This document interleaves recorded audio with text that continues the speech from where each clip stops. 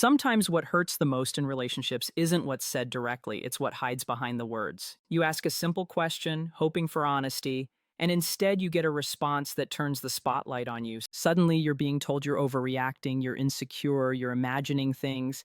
That confusion you feel isn't random, it's emotional misdirection. And for anyone who's ever been left questioning their own instincts, it's time to understand what's really happening underneath the surface. Emotional manipulation can take many shapes, and one of the most subtle and harmful forms appears in intimate relationships when trust begins to fade.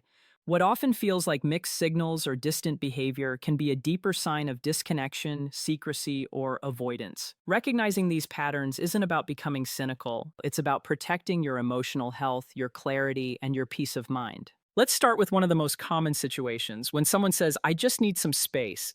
On the surface, it sounds healthy. After all, everyone needs time for themselves. Space can be a beautiful thing when it's used to recharge, reflect, or work on personal growth. But when space becomes an excuse for secrecy or sudden distance, it may be something else entirely. If your partner suddenly becomes unavailable, vague about their schedule, or emotionally withdrawn, that's not about healing, it's about hiding. Real growth includes your partner in the process. It doesn't exclude them. Healthy independence strengthens connection while secrecy erodes it. If you feel like you're being shut out, pay attention. People who truly care for you make space with you, not away from you. Another moment that often confuses people happens when they ask about a new friendship and hear, "Don't be insecure, he's just a friend." Friendships should be open, respectful, and visible. If someone feels the need to defend or hide their connection, that's a sign of imbalance. True friendships don't need protection from the person you love. They welcome transparency. When your questions are met with irritation, secrecy, or defensiveness, that's not reassurance, it's a red flag. And remember this, asking for honesty is not jealousy, it's self-respect. Emotional health in a relationship means both partners can express curiosity and concern without being shamed for it. When transparency is replaced with guilt tripping, it's time to pause and reassess. The third phrase many people hear during emotional conflict is, "Why are you being so controlling?" It's a powerful deflection, one that can make you question your own intentions. You might have asked a simple question, but now you're defending your entire character. This is what's called flipping the script, and it's one of the most common tools of emotional manipulation. The moment you start explaining why you're not controlling, the real issue, the behavior that concerned you, disappears. Healthy partners don't label your curiosity as control. They understand that asking questions is part of building trust. If instead you're met with accusations, that's not about protecting freedom. It's about avoiding accountability. Emotional balance thrives on conversation, not deflection. Then there's the statement that sounds humble but often carries hidden intent. "You deserve better than me."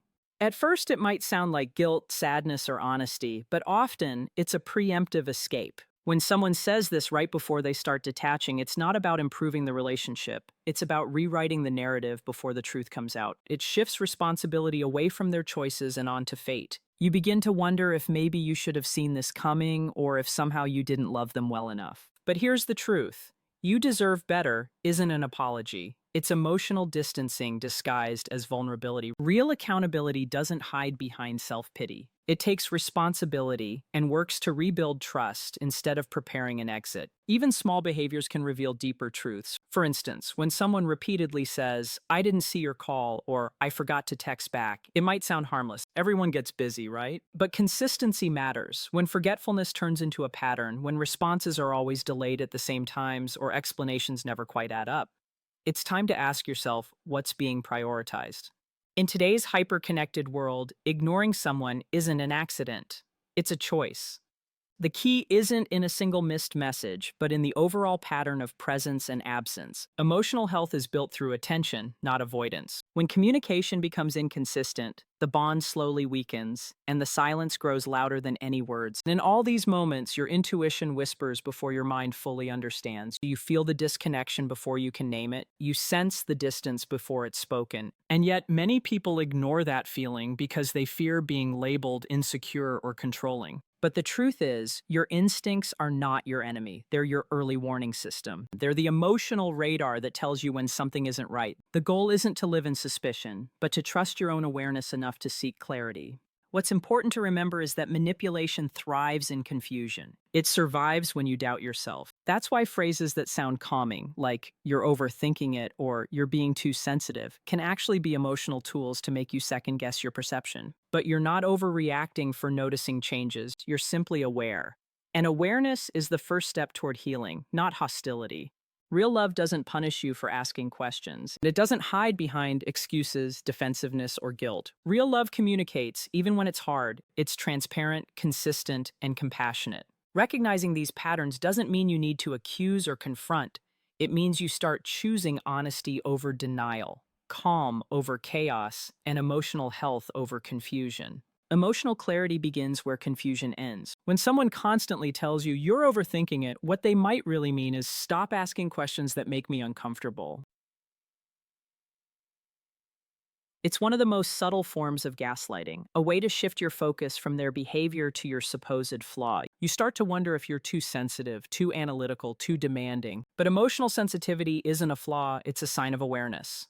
The ability to notice when something feels off is part of your emotional intelligence, not your insecurity. Healthy partners will appreciate your need for understanding and will respond with reassurance, not ridicule. They'll want you to feel secure, not silenced. When gaslighting becomes a pattern, it slowly erodes your self-trust. You begin to rely on someone else's version of reality more than your own. Over time, that disconnect between what you feel and what you're told can take a toll on your mental health, creating anxiety, exhaustion, and emotional burnout.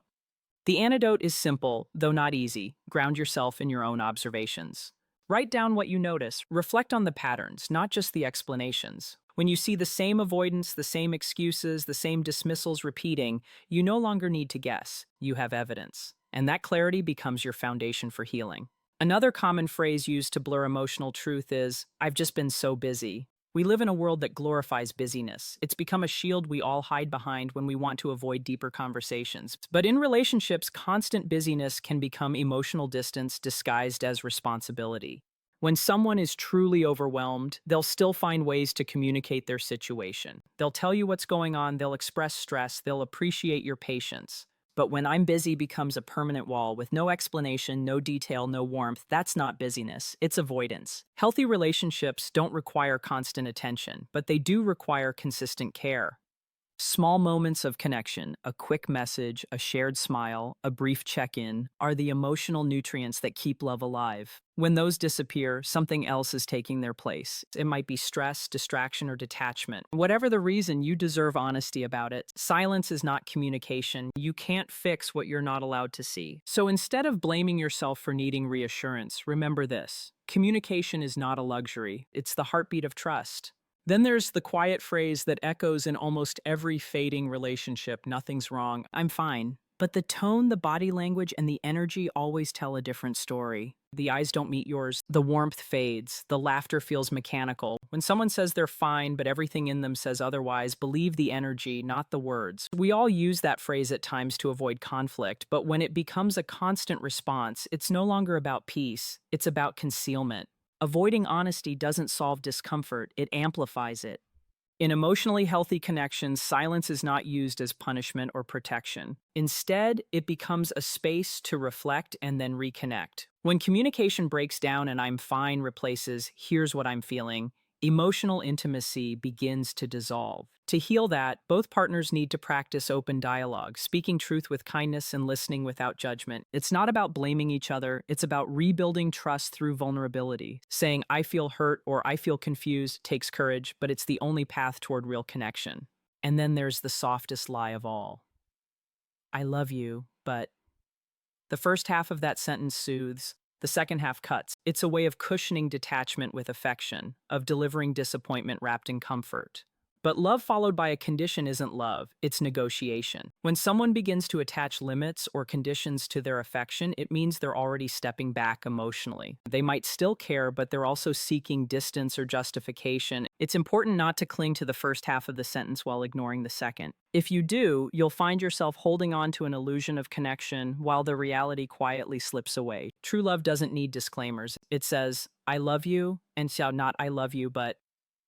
Healthy partners address unhappiness directly. They don't hide it behind tenderness, they bring it into the open, where it can be understood, healed, or resolved. If someone tells you they love you but they're not happy, listen to both parts equally. The love might be real, but so is the unhappiness. Denying either one only deepens the divide. Healing starts when honesty replaces emotional cushioning. It's vital to understand that emotional manipulation isn't always intentional. Sometimes people use these patterns out of fear, shame, or habit. They might not know how to express guilt, so they deflect. They might not know how to admit discomfort, so they withdraw. Recognizing manipulation doesn't mean condemning the person. It means understanding the behavior so you can protect your well-being. Compassion and boundaries can coexist. You can care for someone deeply while still refusing to be confused or misled. Learning to trust your instincts again is a powerful step toward emotional wellness. Your intuition is the emotional compass your mind uses to keep you safe. If something feels wrong, you don't owe anyone an explanation for noticing it. You simply owe yourself honesty. When you start listening to that quiet voice inside, the one that notices tone changes, energy shifts, or emotional inconsistencies, you reclaim the clarity that manipulation tries to take away. Emotional awareness is not paranoia, it's protection. The healthiest people aren't those who never get hurt. They're the ones who recognize when something isn't right and respond with courage instead of denial. Awareness allows you to set boundaries, to ask the right questions, and to step back from confusion before it consumes you. Relationships should bring calm, not chaos. They should make you feel seen, not silenced. Part of maintaining emotional health is recognizing that not every story you're told is complete. Words can be comforting, but patterns reveal truth. When you start noticing inconsistencies, when the language of love doesn't match the behavior, it's okay to stop, breathe, and reevaluate. The goal isn't to confront in anger, it's to protect your peace with awareness. Every time you choose clarity over confusion, you grow stronger, calmer, and more confident in your own perception. Healing after emotional manipulation or betrayal isn't about proving someone wrong, it's about rebuilding the connection you have with yourself. When you've spent too long doubting your instincts, it can feel strange to start trusting them again. But recovery begins the moment you realize that clarity is safer than comfort. The truth may sting, but it sets you free from the exhaustion of wondering, guessing, and explaining yourself to someone who doesn't want to listen. The first step is reclaiming self-awareness. Every emotion, hurt, anger, confusion, has information in it. Instead of suppressing those feelings, observe them. Ask yourself what each emotion is trying to tell you. Are you angry because your boundaries were crossed? Are you anxious because you sense dishonesty? These emotions are not weaknesses. They're signals that help you navigate your relationships and protect your peace. Understanding them is emotional intelligence in its purest form. The second step is establishing boundaries without guilt. Boundaries are not walls. They're clarity about what behaviors you will and won't accept. Healthy boundaries are the foundation of self-respect. They create safety, not separation. If someone accuses you of being controlling or distant when you're simply expressing your limits, that's a reflection of their discomfort, not your wrongdoing. You're allowed to want honesty. You're allowed to protect your peace. And you're allowed to step away from anything that consistently causes confusion or pain. Emotional health is not selfish, it's self-care. The third step is rebuilding trust in your own perception. When manipulation has made you question your reality, small acts of self-validation help you recover balance. Write down what you notice and how it makes you feel. Talk with trusted friends or a therapist to gain perspective. You'll begin to see that your observations were not paranoia, they were awareness. Each time you honor your intuition, your confidence grows. Slowly, the noise of doubt fades, and you start hearing yourself clearly again. That's where empowerment begins, not in controlling others, but in knowing yourself. The fourth step is choosing healing over revenge. Betrayal often triggers a deep desire to prove your worth or expose the other person's lies. But true healing doesn't come from punishment, it comes from peace. It's the quiet confidence of knowing you no longer need to chase explanations or closure from those who refuse to give them. Forgiveness in this sense isn't about excusing what happened, it's about freeing yourself from the weight of resentment. It's saying, I release the need to understand everything and I choose to move forward. When you let go of bitterness, you make room for peace. Finally, focus on growth. Every painful experience carries a hidden lesson. It teaches you what loyalty feels like, what boundaries look like, and what kind of love you truly deserve. Growth isn't about becoming harder, it's about becoming wiser. It's the ability to stay kind without being naive, to stay open without being blind, and to trust again without ignoring red flags. When you integrate these lessons, you don't lose faith in love, you simply raise your standards for it. If you've ever found yourself trapped in a cycle of confusion, guilt, or silence, know this: you are not broken, you're awakening. Every time you recognize manipulation for what it is, you reclaim a part of yourself. You start to see that your worth doesn't depend on someone else's honesty or attention. You begin to realize that love built on secrecy isn't love, it's control. And as painful as that realization can be, it's also liberating because it guides you towards something far healthier. Healing also involves learning new communication habits. Instead of reacting in fear or anger, practice responding with calm curiosity. Ask open questions, not accusations. Say, I feel uncomfortable when, instead of you always. This shift invites dialogue instead of defense. And if dialogue still fails, you'll have your answer, not in their words, but in their consistency. Silence, avoidance, or blame are forms of communication too, and recognizing that saves you endless heartache. As you grow emotionally, remember that relationships should be collaborative, not combative. You don't need to decode someone's behavior like a mystery novel. You deserve straightforwardness. You deserve affection that's as clear as it is kind. You deserve to feel emotionally safe with the person you love. That's not too much to ask. It's the foundation of emotional well-being. In the end, this journey isn't about identifying villains or victims. It's about awakening to patterns that keep you from peace. Once you understand how manipulation works, you stop reacting from fear and start responding from strength. You no longer chase love that confuses you. You seek love that communicates, that reassures, that grows with you. The truth is, the most powerful thing you can ever do in a confusing relationship is to slow down, observe, and choose yourself. Choosing yourself doesn't mean walking away from everyone, it means walking toward your clarity. Because when you're grounded in self-awareness, no one can distort your reality. You become steady, calm, and centered, no longer moved by every emotional storm around you. If you've ever felt like your instincts were wrong, let this be your reminder. They weren't. They were trying to protect you long before your mind could understand why. Listen to them, honor them. They are your truth tellers. And once you learn to trust them again, you'll never have to question your worth, your sanity, or your strength. You'll move forward with your head high, your heart wiser, and your peace intact. You don't need to live in suspicion or bitterness. You just need awareness. Because once you see the difference between love and manipulation, between presence and pretense, between honesty and avoidance, you'll never fall for confusion again. You'll recognize calm, mutual respect, and honesty as the true markers of a healthy connection. And from that place, every relationship you build will be rooted in trust, openness, and authenticity. That's not just survival, that's emotional freedom, the kind of strength that no lie, no silence, and no manipulation can ever take from you again.